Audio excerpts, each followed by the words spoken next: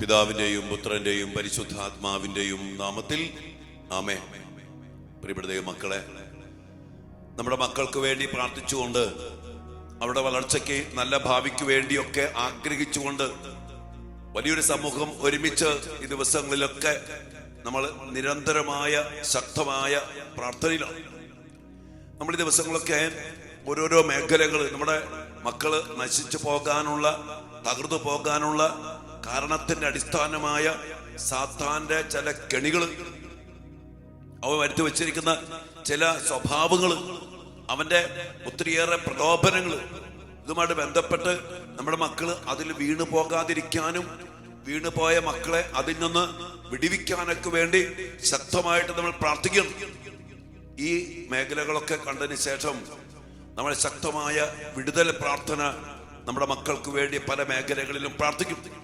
അതിനുശേഷം ഒരു ദൈവൈക്യ ജീവിതത്തിലേക്കും ഒരു കൃപാ ജീവിതത്തിലേക്കും നമ്മുടെ മക്കൾ കടന്നു വരാൻ വേണ്ടി നമ്മൾ ആത്മാർത്ഥമായിട്ട് പ്രാർത്ഥിക്കും. അങ്ങനെ നമ്മുടെ മക്കളെ ദൈവകൃപയിലും ദൈവൈക്യത്തിലും വലിയ ശക്തിയില് ധാരാളം ഫലങ്ങൾ പുറപ്പെടുവിക്കുന്ന അഭിഷേകത്തില് നിറച്ചെടുക്കാനുള്ള വലിയൊരു പരിശ്രമത്തിലാണ് നമ്മൾ ഈ പ്രാർത്ഥനകൾ മുന്നോട്ട് പോയിക്കൊണ്ടിരിക്കുക. അതുകൊണ്ട് തന്നെ പ്രിയപ്പെട്ടവരെ, നിങ്ങൾ ഈ പ്രാർത്ഥന വളരെ ഗൗരവത്തോടു കൂടി എടുക്കണം. അനേക മക്കളുടെ പ്രശ്നങ്ങളെ പറഞ്ഞ് വിളിക്കുമ്പോ ഇതിന്റെയൊക്കെ പിന്നിലുള്ള കാരണങ്ങളാണ് മാറ്റേണ്ടത്. എന്തുകൊണ്ട് മക്കൾ ഇനി ആയിപ്പോയി?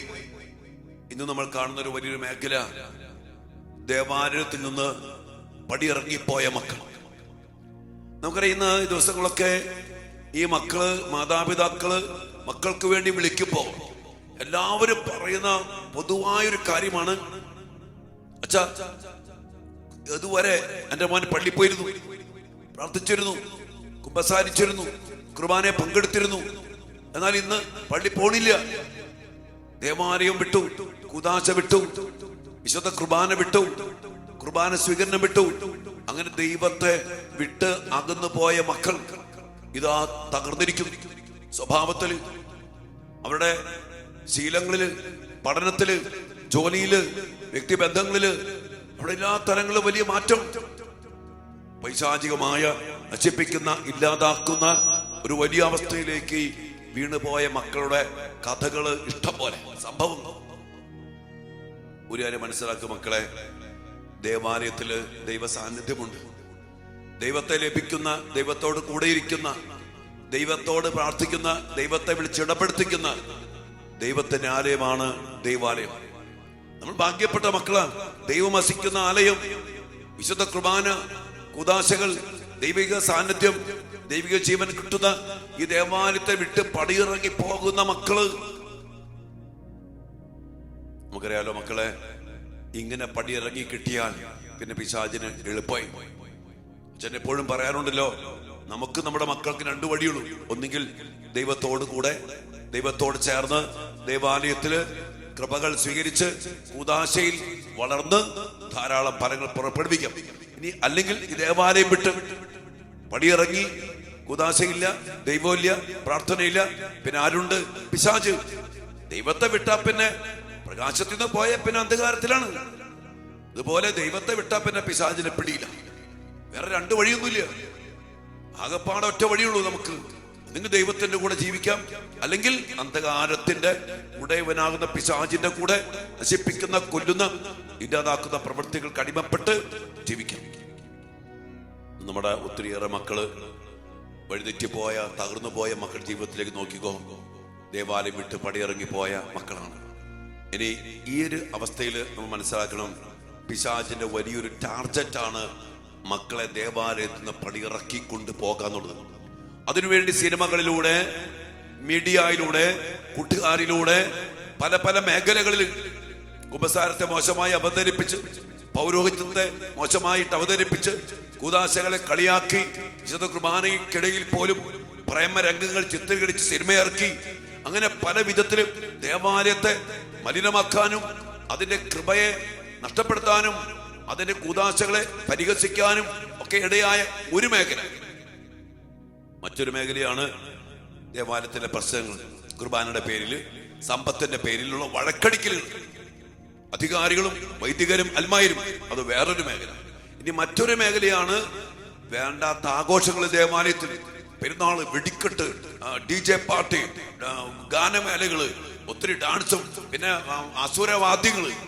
അസുരവാദ്യങ്ങള് ഇതെല്ലാം കയറ്റി ദേവാലയത്തിന്റെ പരിശുദ്ധിയുണ്ട്, കൂദാശകളുടെ ചൈതന്യമുണ്ട്, സ്പിരിറ്റ് ഓഫ് ദ ലിറ്റർജി, അതെല്ലാം നഷ്ടപ്പെടുത്തിക്കളഞ്ഞു.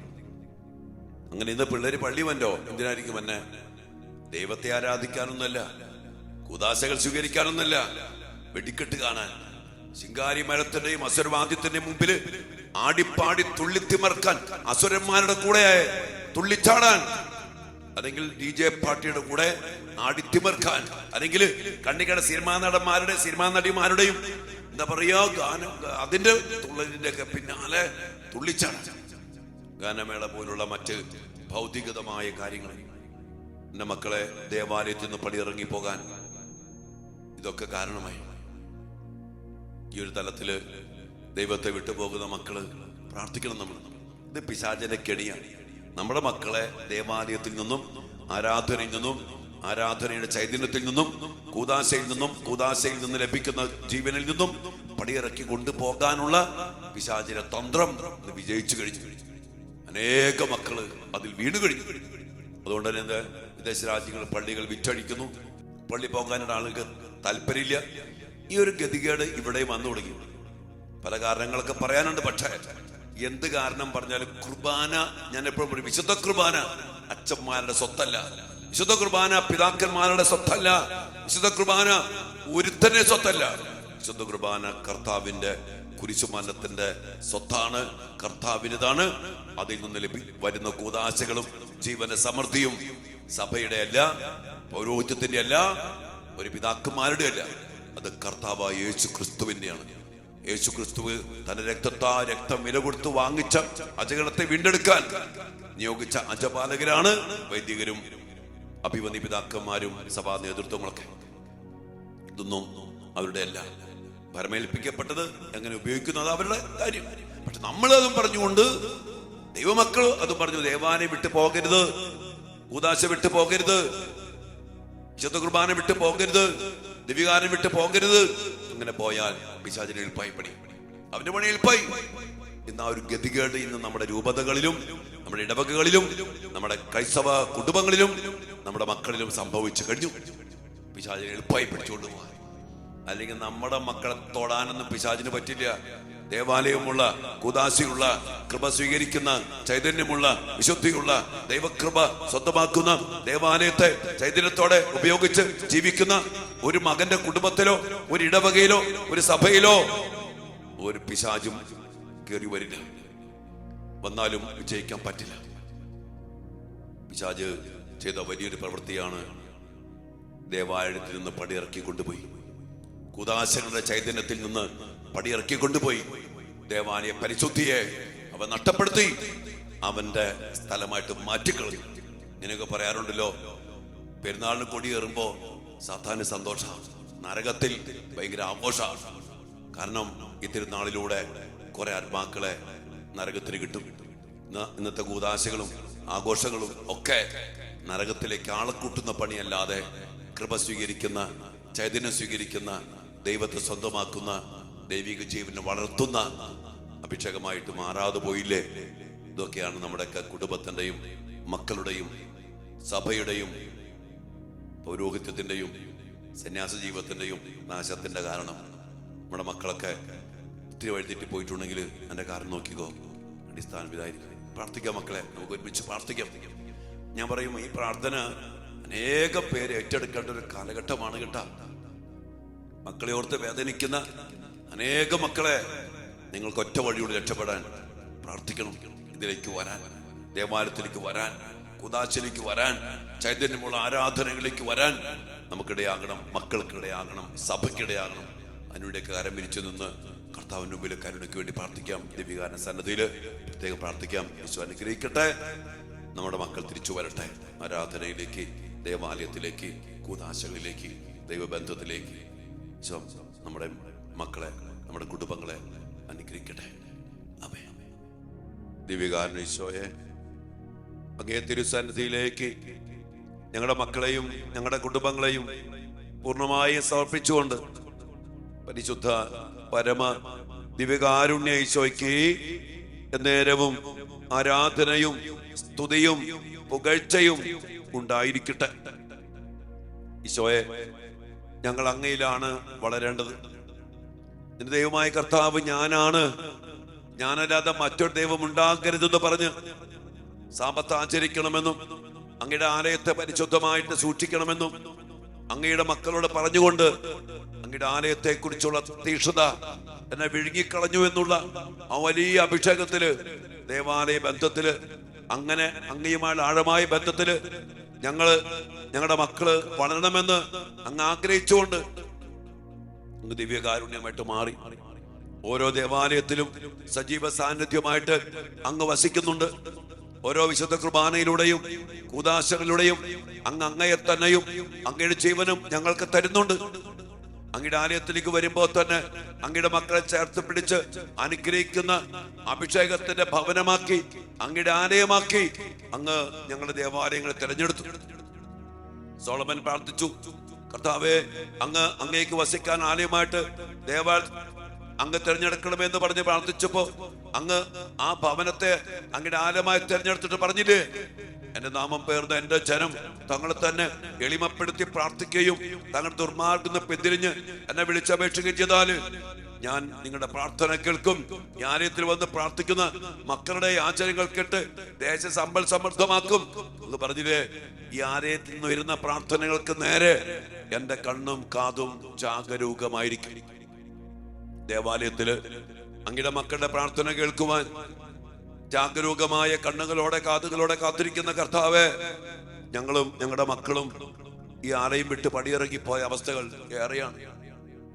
ഇന്ന് വഴിതെറ്റിപ്പോയ അനേക മക്കളെ കുറിച്ച് പൊതുവായിട്ട് പറയുന്ന ഒരു കാര്യമാണല്ലോ യേശുവേ, ഇന്ന് ഞങ്ങളുടെ മക്കൾ പള്ളി പോക്കില്ല, കുർബാന സ്വീകരണമില്ല, കുമ്പസാരമില്ല, ദേവാലയവുമായിട്ട് ബന്ധമില്ല.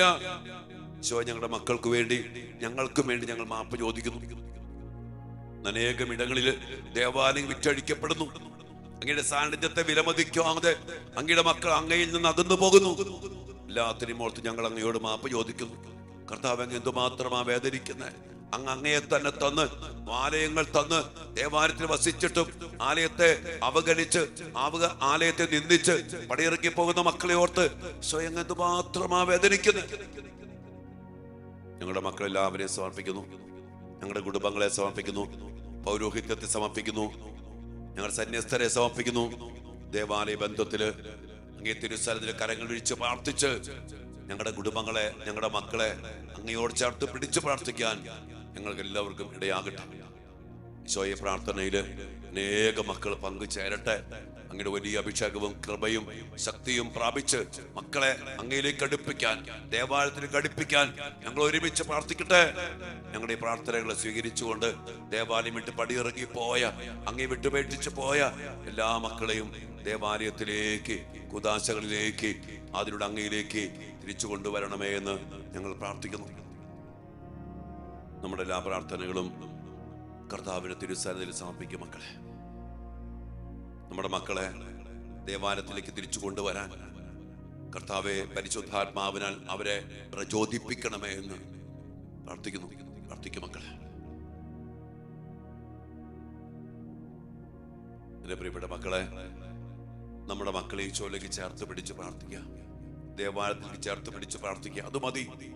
നമ്മുടെ കർത്താവ് നമ്മുടെ മക്കളെ നയിച്ചോളും. ദേവാലയത്തിൽ ലഭിക്കുന്ന കൃപ, ദൈവിക ജീവൻ നമ്മുടെ മക്കളെ എല്ലാത്തിലും വളർത്തിക്കോളും. അതിനുവേണ്ടി പ്രത്യേകം പ്രാർത്ഥിക്കും. രണ്ട് കാര്യങ്ങൾ പ്രത്യേകം ഓർമ്മപ്പെടുത്തുകയാണ് പ്രിയപ്പെട്ട ദൈവമക്കളെ. ഇന്ന് നമ്മുടെ ധ്യാന കേന്ദ്രത്തില് ധ്യാനം ആരംഭിക്കുകയാണ്. വെള്ളിയാഴ്ച വൈകിട്ട് 4 മണിക്ക് രജിസ്ട്രേഷൻ ആരംഭിക്കും. ഞായറാഴ്ച 4 മണിക്ക് വൈകുന്നേരം അവസാനിക്കും. നിങ്ങൾ ബുക്ക് ചെയ്ത മക്കളൊക്കെ പ്രാർത്ഥിച്ചൊരുങ്ങി വരിക. ഇനി ആരെങ്കിലും വരണമെന്ന് ആഗ്രഹം ഉണ്ടെങ്കിൽ ഈ തവണത്തെ ധ്യാനത്തെ കൂടി സീറ്റുകളൊക്കെ ബാക്കിയുണ്ട്. നിങ്ങൾക്ക് ഇന്ന് വരാവുന്നതാണ്. കാരണം ഇന്ന് തോന്നാണ് ധ്യാനം കൂടിയേക്കാം. വരാന്ത്യം എൻ്റെ 2 ദിവസമല്ലേ ഉള്ളൂ. കർത്താവിൻ്റെ കൂടെ പോയിരിക്കാം, വചനം കേൾക്കാം, മക്കൾക്ക് വേണ്ടി, കുടുംബത്തിന് വേണ്ടി, നമ്മുടെ ജോലി, ബിസിനസ്, പഠനത്തിന് വേണ്ടി പ്രാർത്ഥിക്കാം. ആർക്കെങ്കിലും തോന്നുന്നുണ്ടെങ്കിൽ നിങ്ങൾ ധൈര്യമായിട്ട് പോരെ, ബുക്കൊന്നും ചെയ്യണം, നേരെ ഇങ്ങോട്ട് പോരെ കേട്ടോ. നമുക്ക് അത്യാവശ്യം സൗകര്യം ഉപയോഗിച്ച് നമുക്ക് ആലയത്തിൽ 2 ദിവസം ഈശോയുടെ കൂടെ ഇരുന്ന് പ്രാർത്ഥിക്കാനൊക്കെ ഇടയാകട്ടെ. അപ്പം തന്നെ നിങ്ങൾ ധ്യാനത്തിന് വേണ്ടി പ്രാർത്ഥിക്കുക. അച്ഛനെ നടുവേദനയൊന്നും മാറിയിട്ടില്ല, നല്ല വേദനയുണ്ട്, എന്നാലും അതൊക്കെ കർത്താവ് നോക്കിക്കൊള്ളും. നിങ്ങൾ അച്ഛന് വേണ്ടി പ്രാർത്ഥിക്കണം, ധ്യാനത്തിന് വേണ്ടി പ്രാർത്ഥിക്കണം, ഈ പങ്കെടുക്കുന്ന മക്കൾക്ക് വേണ്ടി പ്രാർത്ഥിക്കണം, നമ്മുടെ എല്ലാ മക്കൾക്കും വേണ്ടി പ്രത്യേകം പ്രാർത്ഥിക്കണം കേട്ടോ. നിങ്ങൾ എല്ലാവരും അനുഗ്രഹിക്കട്ടെ. ഒരിക്കൽ കൂടി ഈ ശുശ്രൂഷയ്ക്ക് വേണ്ടി നിങ്ങൾ ശക്തമായി പ്രാർത്ഥിക്കും. ഇതില് അനേക പേര്, ഞാൻ പറഞ്ഞ ഇത് കഴിഞ്ഞാൽ പിന്നെ ഉടനെ വിടുതൽ പ്രാർത്ഥനയിലേക്ക് വരികയാണ്. ഈ മേഖലകളൊക്കെ ഓരോന്ന് പ്രാർത്ഥിച്ച് ഒരുങ്ങി വിടുതൽ പ്രാർത്ഥന പ്രാർത്ഥിച്ച് പിന്നീട് ദൈവൈക്യത്തിലും ദൈവകൃപയിലും മക്കൾ ജീവിക്കാൻ വളരാൻ 2026 ആപ്തവാക്യമാണ് ദൈവൈക്യം, കൃപാജീവിതം. അതിലേക്കൊക്കെ മക്കളെ ചേർത്ത് പിടിച്ചാൽ മതി. ഇനി നമ്മുടെ മക്കൾക്ക് പഠിക്കാനും ജീവിക്കാനും നല്ല ഭാവിയും ഒക്കെ നൽകി ദൈവം അനുഗ്രഹിക്കും കേട്ടോ. അപ്പൊ നമ്മുടെ മക്കളെ ഓർത്ത് വിഷമിക്കേണ്ടി വരില്ല, സങ്കടപ്പെടേണ്ടി വരില്ല, നിരാശപ്പെടേണ്ടി വരില്ല. നമ്മൾ ഇത് ചെയ്യണം, ചെയ്തേ പറ്റൂ. കാരണം ആത്മീയ യുദ്ധത്തിലാണ്, പോരാട്ടത്തിലാണ് നമ്മളും നമ്മുടെ മക്കളും. ആര് ജയിപ്പിക്കണം? നമ്മൾ ജയിപ്പിക്കണം നമ്മുടെ മക്കളെ, നമ്മുടെ കുടുംബങ്ങളെ, നമ്മുടെ ജീവിതങ്ങളെ. പ്രാർത്ഥിക്കാം മക്കളെ. വലിയ പ്രാർത്ഥനയോടെ ഈശ്വരാശീർവാദത്തിന് വേണ്ടി എല്ലാവരും എല്ലാം ഒന്ന് ഒരുങ്ങി സമർപ്പിച്ച് പ്രാർത്ഥിച്ചേ.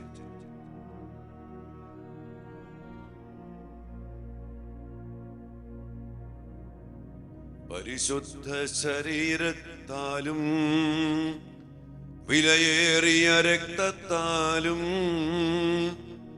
പാപത്തിൻ കറകളിൽ നിന്നും മർത്യനു നീ മോചനമേകി സകലേശാ ദിവ്യ കടാക്ഷം തൂകണമേ വത്സല സുതരിൽ നിർമ്മലരായി ജീവിച്ചിടുവാൻ ചിന്തണമേ ദിവ്യവരങ്ങൾ. എല്ലാ കൃപകളും അനുഗ്രഹങ്ങളും ചൊരിയപ്പെടാൻ വേണ്ടി നമ്മുടെ മക്കളെയും നമ്മുടെ കുടുംബങ്ങളെയും സമർപ്പിച്ച് പ്രാർത്ഥിക്കാം.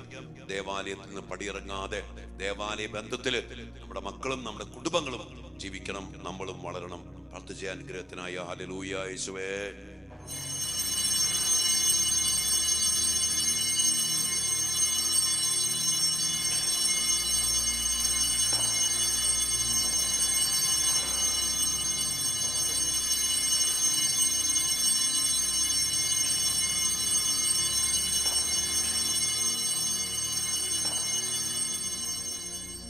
പരിശുദ്ധ പരമ ദിവ്യകാരുണ്യ ഈശോയ്ക്ക് നേരവും ആരാധനയും സ്തുതിയും പുകഴ്ചയും ഉണ്ടായിരിക്കട്ടെ. ദിവ്യകാരുണ്യ ഈശോയെ, ഞങ്ങളുടെ മക്കളെ അങ്ങയോട് ചേർത്ത് പിടിക്കണമേ, ഞങ്ങളുടെ മക്കളെ ബലപ്പെടുത്തണമേ. പരിശുദ്ധാത്മാവിനാൽ ഞങ്ങളുടെ മക്കളെ പ്രചോദിപ്പിക്കണമേ. ആലയത്തിന്റെ പരിശുദ്ധിയും അങ്ങയുടെ സ്നേഹവും അനുഭവിച്ചറിയാൻ ഞങ്ങളെല്ലാ മക്കൾക്കും ഇടയാകട്ടെ. ആമേൻ.